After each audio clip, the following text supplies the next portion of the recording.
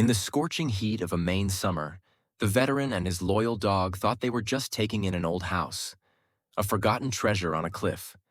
But when they arrived, what stood before them was the hull of an ancient wooden ship, towering as if it had been tossed ashore by the waves hundreds of years ago. And the first night they lived in that house, the sound of wood creaking echoed from beneath the ship, as if someone was waiting for them to open the door that Uncle Elias had kept locked all his life. Little did they know, a lost treasure from the 18th century lay right under their feet. And someone else was on the trail. Please support us by subscribing to the channel. The summer heat lay over the valley like a heavy sheet of fire, turning the asphalt roads into shimmering ribbons as noon crept higher. Daniel Brooks moved slowly along the edge of his modest yard, the sun beating against the faded brown leather jacket he always wore even in summer. At 55, he carried the tall, muscular frame of a man shaped by decades of service, his gaunt face marked by deep lines and a faint scar along his left jawline. Ranger trotted beside him, silent and alert. Ranger, a 6-year-old German shepherd with a black saddle and copper-colored chest, watched Daniel with amber eyes full of steady loyalty. The dog's gray-tinged muzzle showed both age and experience, earned from years spent alongside Daniel. Ranger never barked without need, never moved without purpose. He had learned Daniel's rhythms better than anyone. Daniel picked up the mail from his rusted box, expecting nothing but bills. A grocery circular, 2 overdue notices, and then an envelope unlike the others. Thick cream paper, a crimson wax seal, and a stamped address from Marlin and Howe Maritime Legal Services in Port Harrington, Maine. His fingers tightened around it as though it carried heat of its own. He tore it open with cautious hands. The message was clean, formal, and colder than the blazing air around him. Captain Elias Brooks, his uncle, a ghost of a man from his childhood, had died. And Daniel was named the sole surviving heir to an estate described only as a residential maritime structure. Daniel read the phrase again, brow furrowing. Residential maritime structure. 3 words that made no ordinary sense. A house? A boat? Something in between? Ranger nudged his knee, sensing the slow shift in Daniel's breathing. He sat heavily on his porch step, sweat rolling down his temples as the summer sun scorched the wooden boards beneath him. Memories drifted in with the heat. His uncle Elias standing tall in a salt-stained coat, wind-burned skin, a voice like gravel pulled from the bottom of the ocean. A man who vanished into distant harbors decades ago and never returned. Daniel's mother used to say Elias had the ocean stitched into his bones. Daniel sighed, rubbing the scar on his jaw, an old habit from the days when nightmares woke him drenched in sweat. Ranger pressed closer, placing his weight gently against Daniel's leg. The dog had been there through everything, the explosion overseas, the limp Daniel tried to hide, the lonely years afterward when silence felt heavier than gunfire. Ranger was the only constant that never asked anything of him. He read the letter once more, slower this time. The heat shimmered across the road, making the world feel unstable and unreal. Why now? Why him? Why would a man who cut himself from the family tree leave anything behind? A warm breeze swept across the yard, stirring dust and dry grass. Daniel rose to his feet like a man lifting a burden he didn't yet understand. His eyes lingered on the truck in the driveway. Old, dented, but reliable in a way few things in his life had ever been. Maine was thousands of miles away, but the spark of curiosity refused to die. Ranger walked toward the truck, tail giving a single understanding wag. He didn't question the unknown, only followed Daniel into it. The veteran packed lightly. A duffel bag of clothes, his flannel shirts, worn boots, a metal lockbox of medals he kept hidden, and the battered thermos that had survived every deployment with him. He climbed into the driver's seat, gripping the wheel a moment before turning the key. In the cracked mirror, his tired eyes stared back at him. eyes of a man who had lived a life carved by storms both visible and silent. A man who thought his story had settled into quiet resignation. The engine rumbled to life beneath the heat-warped air. Daniel exhaled slowly as Ranger settled beside him, the dog's steady presence grounding him the way it always had. The road stretched ahead, long, bright, and burning. Daniel shifted into drive. Something in his chest tightened. Not fear, but a strange, uneasy pull. A whisper of possibility he didn't trust yet couldn't ignore. He pressed the gas, rolling forward onto the shimmering asphalt.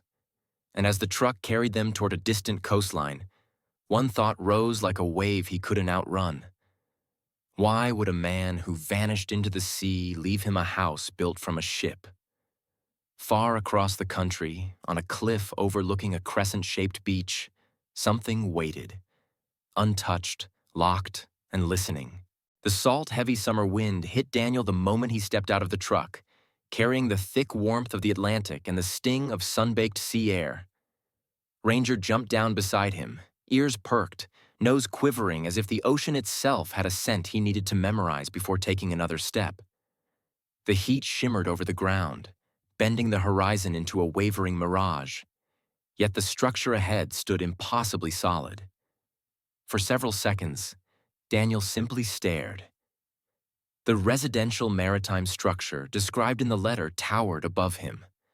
An ancient wooden ship hull, easily 70 feet long, upended and anchored into the face of Crescent Bluff. Sunlight blazed over its timbers, revealing deep grains and old scars from storms long past.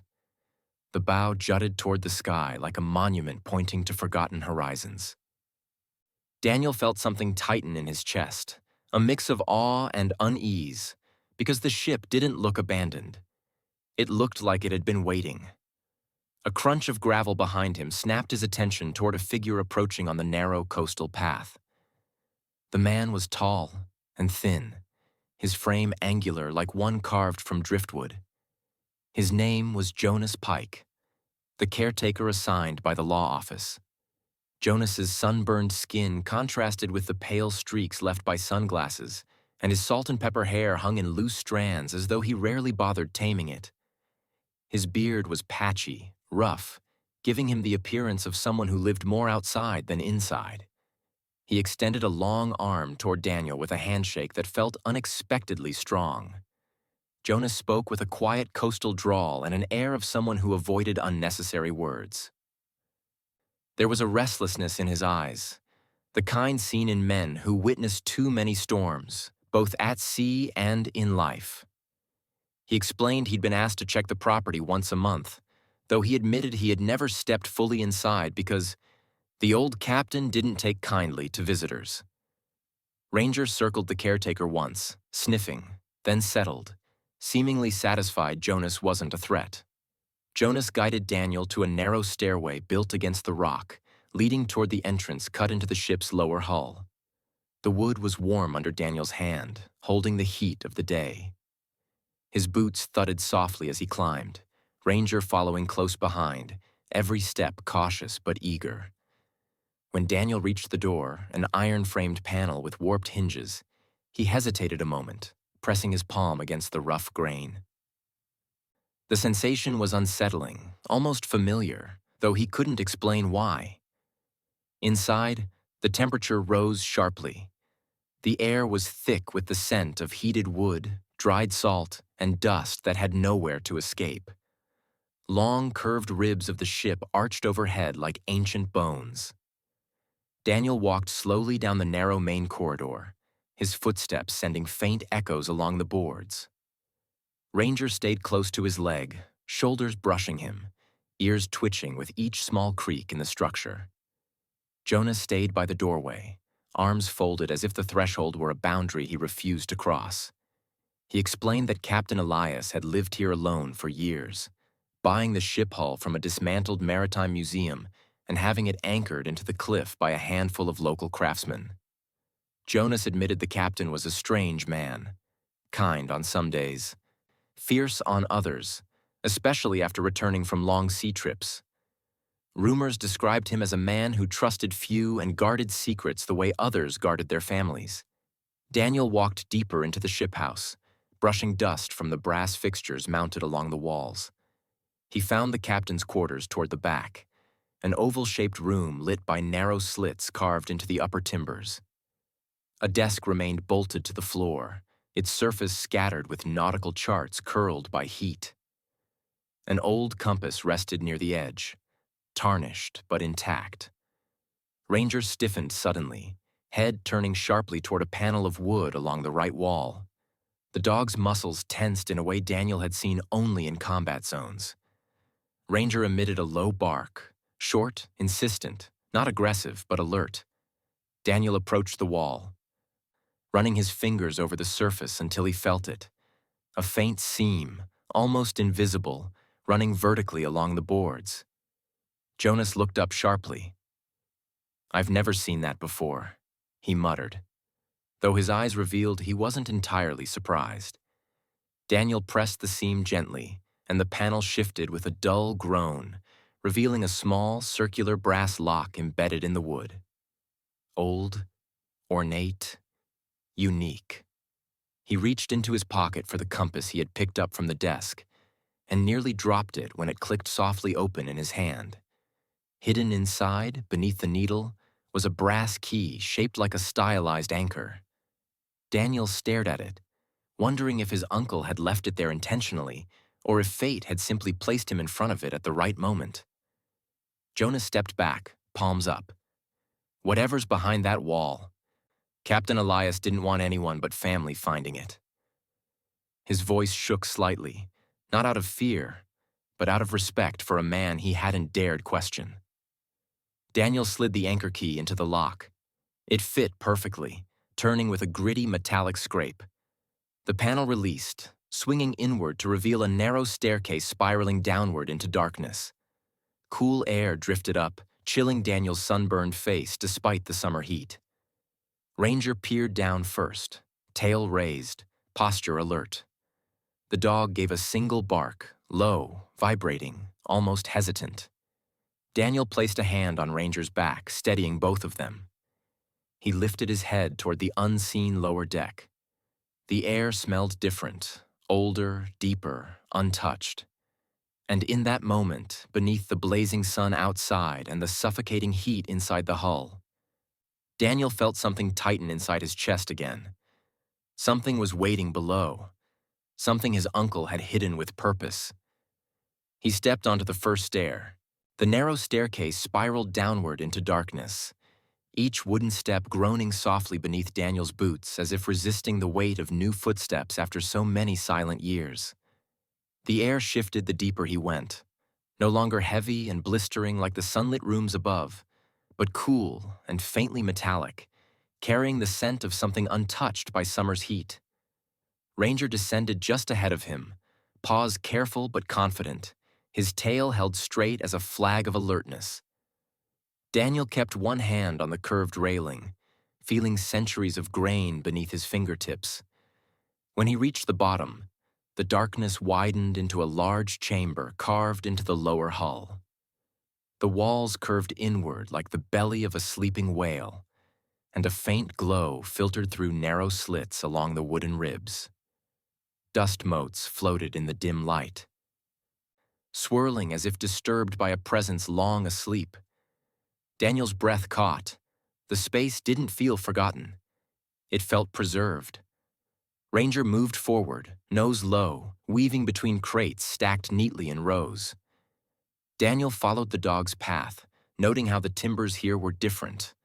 Colder, smoother, less weathered than the upper levels. As if his uncle Elias had spent more time restoring this hidden room than the rest of the ship house. It gave Daniel an uncomfortable mix of admiration and unease. A small lantern sat on a crate near the center. Daniel picked it up, thumb tracing the brass frame. The wick was fresh. Just last month? Last year? He flicked the striker, and a warm light spilled across the chamber. The illumination revealed details he hadn't noticed. Markings carved into the crates, old Spanish symbols, some faded, some vivid. ropes treated with resin to withstand humidity, and wooden beams reinforced with iron brackets. Someone had taken great care to preserve this place in its original state. Daniel knelt beside the nearest wooden chest, the wax seal on its surface yellowed but perfectly intact. Ranger sat beside him, muscles tight, ears forward. With a deep breath, Daniel pressed his fingers along the brittle edge of the seal. It cracked with a quiet pop. Inside, golden reflections caught the lantern's fire. Stacks of coins, each marked with royal insignias, the kind Daniel had only seen in museums, lay untouched, their edges darkened slightly by time. He exhaled softly, a breath that trembled despite the cool air enveloping them. He moved to the next box. The wax seal here bore a faint emblem of a crowned serpent. Daniel lifted the lid. A silver hairpiece, finely carved with patterns of leaves and delicate filigree, rested atop a velvet lining. A trinket made for nobles, for courts, for lives far from this hidden chamber beneath a cliff in Maine. For a moment, Daniel struggled to make sense of the chain of events that led these treasures to this room, and him to them. He opened the third box, the lantern's glow flickering over rough shapes. Raw rubies glimmered like pieces of frozen fire, their surfaces jagged and fierce. The stones seemed alive in the shifting light, pulsing with red heat despite the chamber's chill. Ranger growled softly, an instinctive sound, as if the dog sensed the dangerous weight of history in front of them. The fourth box contained a set of rings, thick gold bands fitted with faded gemstones, some cracked, others still glimmering with royal polish. Daniel lifted one ring between his fingers, the metal cold as deep water. He felt its history, not in words or images, but in weight. This was value born from centuries, value men would kill for without hesitation. A journal lay on a small table beside the crates. Its leather cover was cracked and stiff, the edges uneven from years of handling. Daniel opened it slowly, pages rustling like dry leaves. The handwriting inside was unmistakable. Angular strokes, confident curves, the same style that had signed his inheritance letter. Elias Brooks. Daniel read the first entries, each line describing his uncle's discovery of a partial wreck off the coast. Fragments of the merchant ship St. Celestine, lost in a violent storm in 1764. The journal detailed how Elias, driven by a lifelong obsession with maritime legends, salvaged what he could and protected it in secrecy. Not for profit, not for fame, but because he understood what such wealth would attract in the wrong hands. As Daniel flipped further into the journal, the pages grew darker in tone. Notes about men watching from the docks. Strange boats shadowing Elias's route. A warning repeated several times across different entries. Someone else knows. Someone who will not stop. Daniel's pulse thudded in his ears. Ranger sensed his tension, leaning gently against his leg. Elias's final entries were shorter, rushed, the handwriting shakier. If blood must be spilled, I pray it is mine. So Daniel never carries this burden. Daniel lowered the journal, heart heavy, the lantern's glow trembling in his grip. He felt something shift deep inside him. Grief, anger, and an unfamiliar resolve woven into one tight knot. His uncle had lived his last years guarding a treasure that should never have been found. And now Daniel had inherited the secret he never asked for. He stood slowly, Ranger rising with him, both turning toward the staircase. But before stepping away from the chamber, Daniel felt a chill run down his spine. Not from the cool air, but from a sensation he could not explain. As if the room itself was waiting for his next move. Somewhere above them, faint but unmistakable, a sound echoed through the ship house. The subtle creak of footsteps on heated wood. Daniel froze, lantern held tight, Ranger bristling at his side. They were not alone. The footsteps above grew louder, slow and deliberate, muffled by the thick summer air trapped inside the ship house. Daniel tightened his grip on the lantern while Ranger pressed forward, his body rigid, fur along his spine raised like a warning flag. The creaking stopped. Silence followed. Brief, but sharp enough to make Daniel's heartbeat catch. Then another creak, heavier this time. Daniel motioned Ranger to stay behind him as he climbed the spiral staircase. When he reached the top deck, the midday sun spilled through the entryway in a harsh white glare. A figure stood between the light and the doorway, tall enough to cast a long shadow across the floorboards. As the brightness shifted, the stranger stepped inside. The man was Victor Hale, though Daniel didn't know the name yet. He was in his early 40s, broad-shouldered and imposing, his build suggesting years of physical labor, or conflict. His jawline was sharp, covered with a thick layer of unshaven stubble sun-bleached to a reddish brown. His hair was sandy blonde, tied loosely at the nape, though sweat had plastered several strands to his forehead. His skin bore the rough texture of someone who had lived too long under open skies, and his pale blue eyes had the cold focus of a predator who never stopped hunting. Victor smiled, but the expression was thin, brittle, and entirely devoid of warmth. Behind him stood two men, one tall and lanky with a nervous twitch, the other compact and muscular with a shaved head and a heavy messenger bag slung across his shoulder. They looked like men paid to follow orders, not ask questions. Daniel's voice stayed even, though a knot twisted low in his stomach. "Property's closed. You shouldn't be here." Victor stepped forward with a slow, calculated confidence. His boots thudded lightly on the wooden floor, the sound echoing in the quiet cabin. "Afternoon," he said, his tone smooth but stretched thin beneath the heat. "Name's Victor. I'm here for a conversation. Nothing more." Ranger growled, a deep, rumbling sound that echoed along the curved hull. Victor's smile widened just enough to show faint teeth. "Beautiful animal," he murmured. "Loyal, protective. You don't see many like him anymore." Daniel didn't move. "State your business." Victor's pale eyes flicked around the interior, studying every detail with a familiarity that made Daniel's stomach churn. "Captain Elias Brooks," he said softly. Now there was a man who knew how to hide the right things.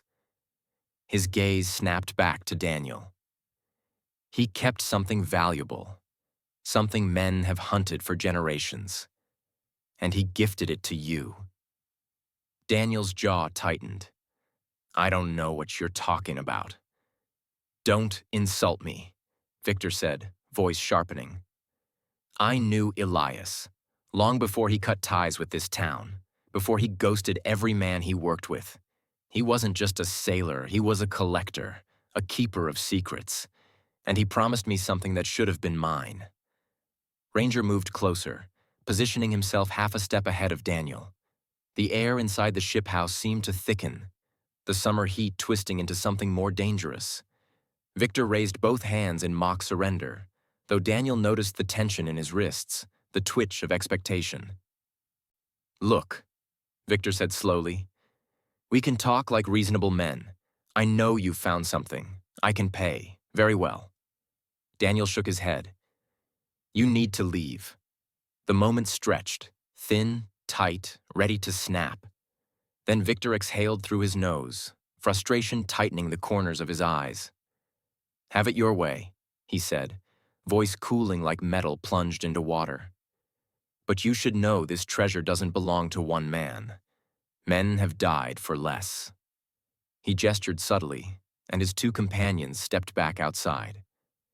Before leaving the doorway, Victor looked over his shoulder. "Think carefully, Daniel. Doors locked today can still be opened tonight." He vanished into the blinding sunlight. Hours passed. Daniel tried to focus on securing the ship house, but the encounter clung to him like humidity on his skin.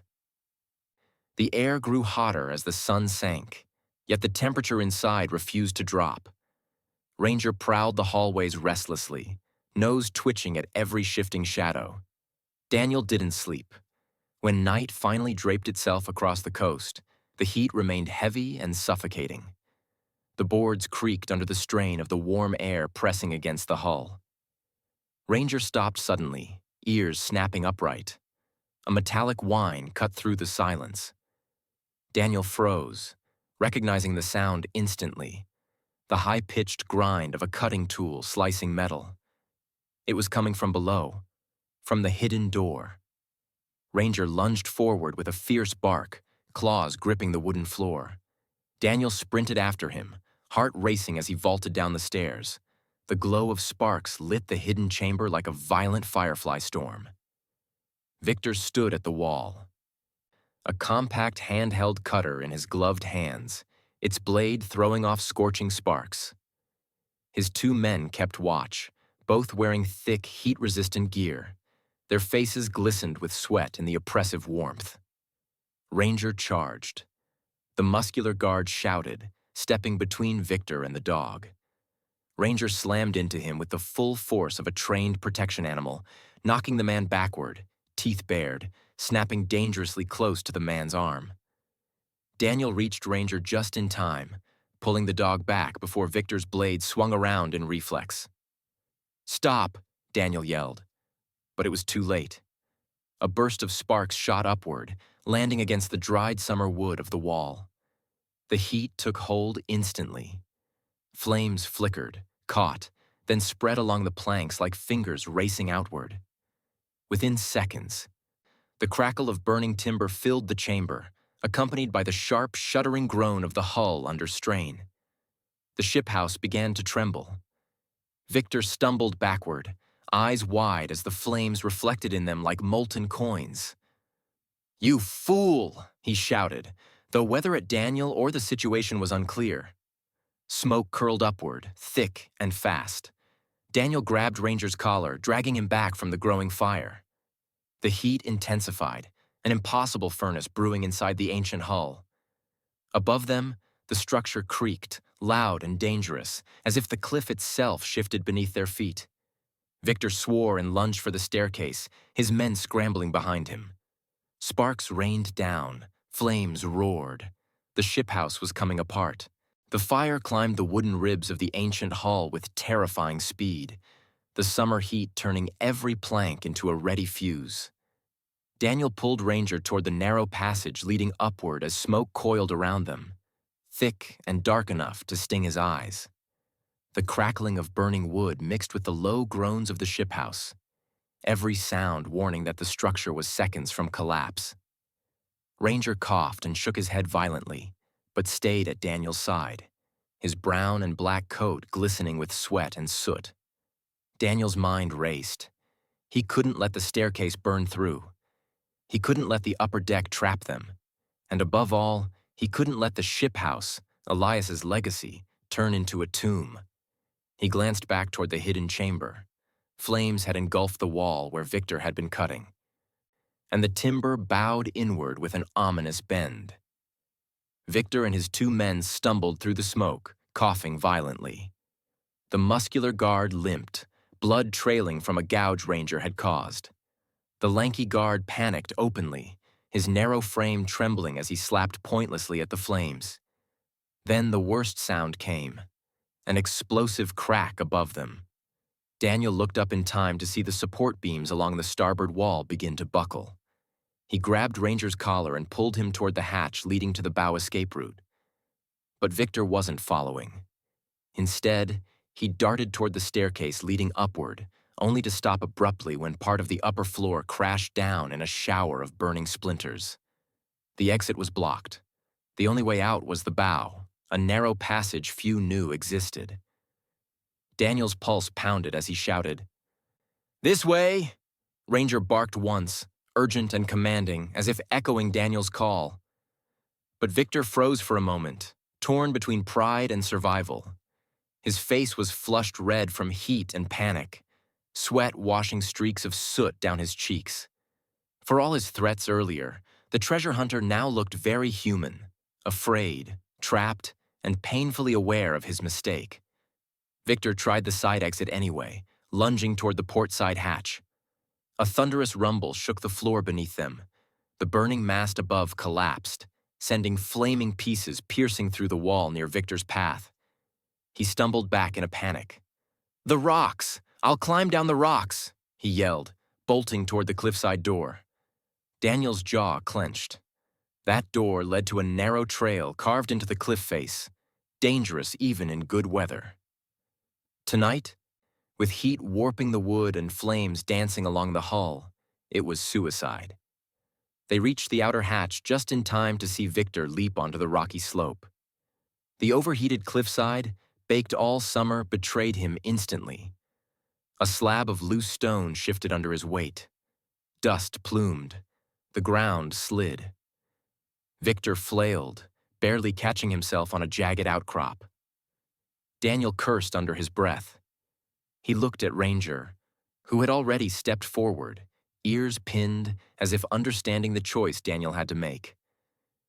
"You stay," Daniel whispered. Ranger didn't stay. He followed. Daniel edged out onto the cliffside trail, every foothold feeling like a gamble. Heat radiated from the burning ship house behind him, and the salt-heavy summer wind whipped ash toward the ocean. Victor clung to the rock, his strong frame shaking. His pale eyes wild with terror. His voice cracked as he shouted, "Don't let me fall! I didn't come here to die." Daniel reached him, the muscles in his arms burning as he grabbed Victor's wrist. Up close, he saw Victor's face stripped of arrogance.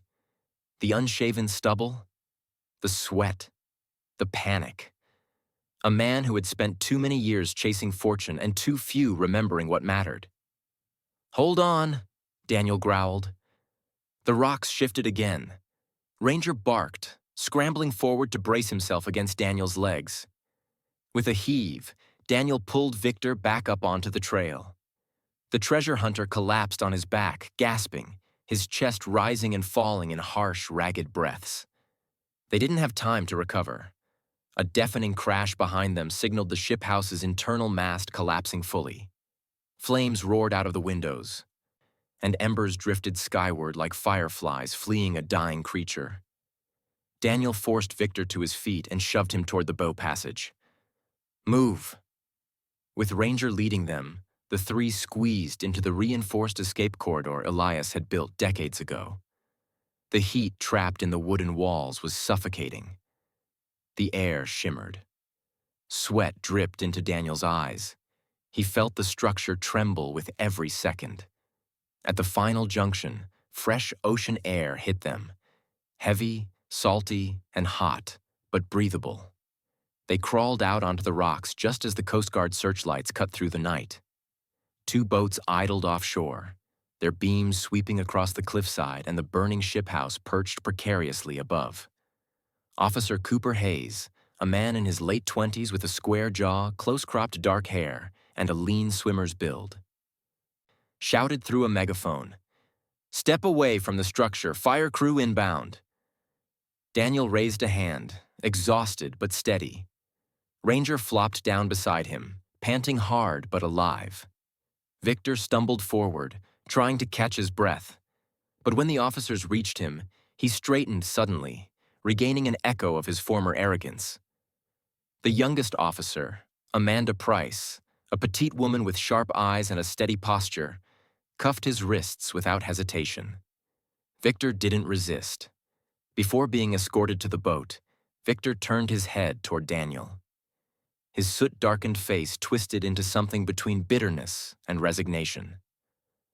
"The treasure should have been mine," he rasped, voice hoarse from smoke. Daniel met his gaze, eyes cold but calm. "No," he said. "It belongs to whoever knows how to protect it." The wind carried the final groan of the collapsing ship house across the cliff as officers led Victor away. And somewhere deep in the burning hull, a hidden compartment still waited, its secrets untouched. The remains of the ship house still smoldered the next morning, though the flames had long been extinguished by the local fire crew. The summer heat returned quickly, drying the charred planks until they crackled in the rising breeze.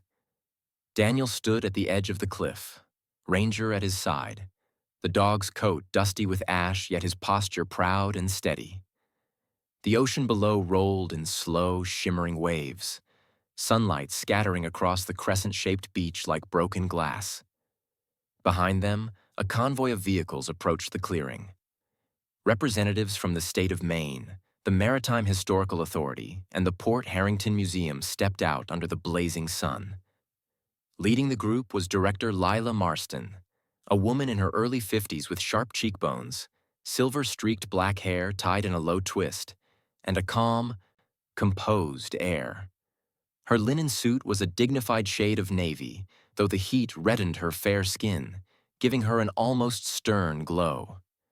She carried herself with the practiced confidence of someone who had spent years navigating academic councils and government negotiations. Beside her walked Deputy Attorney Nolan Ridge, a tall, solidly built man in his 40s with sandy hair parted so precisely it seemed measured. A thin scar traced from his right eyebrow to the corner of his jaw, an old accident from his early policing days before he moved into legal work. Despite his stern features, his voice held a steady patience that suggested he preferred fairness over conflict. Lila stepped forward first. "Mr. Brooks," she said, her voice clear despite the thick summer air. "We reviewed all evidence provided last night. The treasure found aboard this structure, your uncle's structure, falls under your legal inheritance." Nolan nodded, adjusting the folder under his arm. "Salvage rights, property rights, documented possession history. All airtight. No further disputes, as long as you agree to the museum partnership." Daniel exhaled slowly, feeling the weight of months, maybe years, lift from his shoulders. Ranger nudged his hand, sensing something settling inside him. Daniel crouched briefly to rub behind the dog's ear, grounding himself in the familiar warmth of the animal that had followed him through every fire and uncertainty. "I'm not here to hoard it," Daniel finally said, standing again. "But I'm not letting it disappear into private collections either." Lila's expression softened at the edges. "Then we're on the same page." The day stretched into meetings and careful discussions beneath the blazing sky. Daniel reviewed proposals with the museum team. Ranger sprawled on the shaded grass beside him, panting gently but alert, his ears flicking every time a new voice neared. People couldn't help but look at him, his broad chest, his black saddle markings, the intelligent amber in his eyes. He was only 7, strong and seasoned, utterly loyal. By late afternoon, Daniel had made his decisions final. He would donate a large portion of the artifacts, coins, jewelry, historical documents, to the Port Harrington Maritime Museum. In return, the museum would restore the item catalog, build an exhibit honoring Elias Brooks, and fund historical preservation programs along the Maine coastline. He kept a portion of the gold, not for luxury, but to rebuild, not just the ship house, but a life. And finally, he established the Elias Brooks Coastal Veteran Fund, a charity devoted to helping former service members living in isolated marine communities. The fund would support housing repairs, therapy access, rescue services, and training programs. If anyone knew what loneliness and second chances meant, it was Daniel. The next weeks passed in a blur of sweat, rebuilding, and stubborn determination. Contractors came and went. Local carpenters, weather-worn men with tanned arms and sunburned necks, and electricians who shook their heads at the ancient wiring Elias had left behind. Ranger followed them like a silent supervisor, occasionally lying near Daniel's toolbox as if guarding it. The restored ship house kept its shape, a vessel forever suspended above the sea. But Daniel improved everything worn by time. He rebuilt the starboard wall that Victor had damaged, reinforced the foundations, installed ventilation to fight the blistering summer heat, strengthened the bow escape passage that had saved his life. But he kept the spirit of the place intact. This wasn't just a building. It was the memory of a man who gave his entire life to protecting something precious.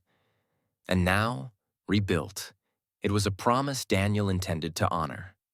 By the end of the summer, the ship house no longer smelled of smoke. It smelled of sun-warmed wood and salt air. The windows opened cleanly. The railings gleamed with fresh varnish. The rooms were painted in soft, warm tones.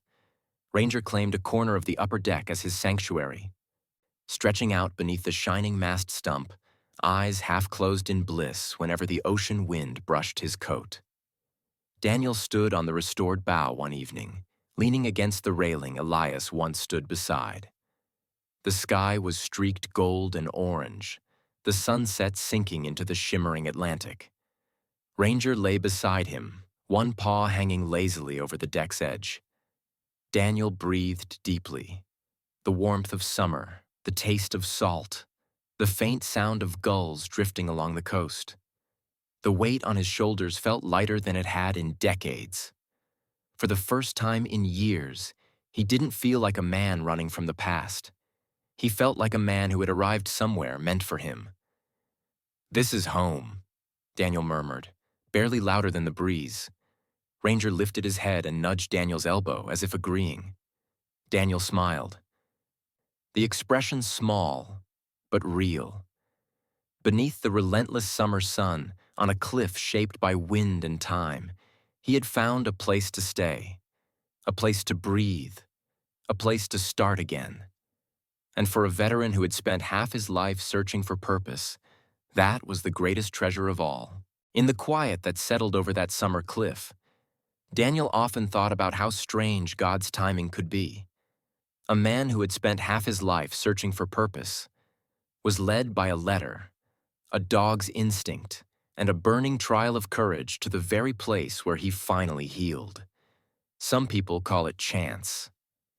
But others, those who have lived long enough to see the threads between moments, know it as something closer to a miracle. Because sometimes, God doesn't speak through thunder or bright signs in the sky. Sometimes he speaks through a loyal dog who refuses to leave your side. Through a home you never expected to inherit. Through a second chance you never thought you deserved. And maybe, as you look at your own life, you'll notice that too. Those quiet nudges, those unexpected doors, those small mercies that show up right when you need them most. If this story touched your heart, I invite you to share it with someone who could use a little hope today. Leave a comment and tell us where you're watching from, your city, your state, or your country. And don't forget to subscribe so you never miss the next story filled with courage, faith, and the quiet miracles that shape our days. May God watch over you, your home, and everyone you love. And may he guide your steps, just as he guided Daniel and Ranger, to the place where your heart finally finds rest.